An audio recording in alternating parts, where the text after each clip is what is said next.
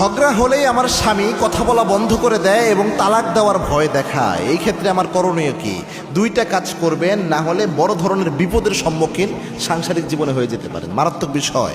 এই যে ঝগড়াঝাটি হয়, অনেকে রয়েছে কথা বলা বন্ধ করে দেয়। মনে রাখবেন ভাই, হাত জোর করে বলি, আর যাই করেন ঝগড়াঝাটি হলে আল্লাহর হস্তে কথা বলা বন্ধ করবেন না। এটা মারাত্মক একটা বিষয়। একটা হাদিস এই ক্ষেত্রে শোনেন, বুখারীর হাদিস। আল্লাহর হাবিব জানিয়েছেন এটা, ইবলিস শয়তান সমুদ্রের উপর তার আসনকে সমাসীন করে, তার আরশকে সমাসীন করে সমুদ্রের উপর। এরপরে খোঁজ নিতে থাকে, কোন দুষ্ট জিন আজকে কি অপরাধ করলা।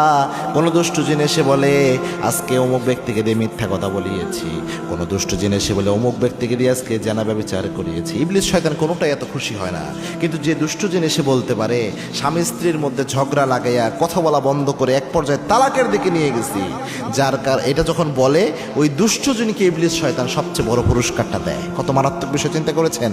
এজন্যে যখন আপনি কথা বলা বন্ধ করবেন, ইবলিস শয়তান ওত পেতে বসে থাকে। ইবলিস শয়তানের চেলা চামুন্ডারা, দুষ্ট জিনেরা, যে আমাদের সর্দারের কাছে পুরস্কার নিতে হবে।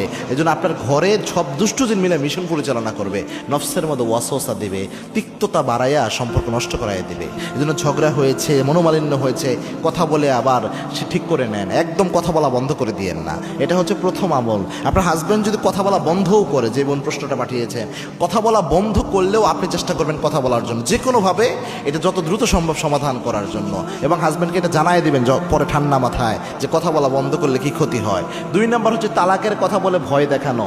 আল্লাহ যত বিধান দিয়েছেন, আবগাদু হালাল ইলাল্লাহিত তালাক, এর মধ্যে নিকৃষ্ট বা অপছন্দনীয় আল্লাহর কাছে বিধান হচ্ছে হালাল, তবে আল্লাহর কাছে অপছন্দনীয় হচ্ছে তালাকের বিধান। এজন্য তালাকের কথা দিয়ে ভয় দেখানো কথায় কথায়, এটা খুব বাজে স্বভাব।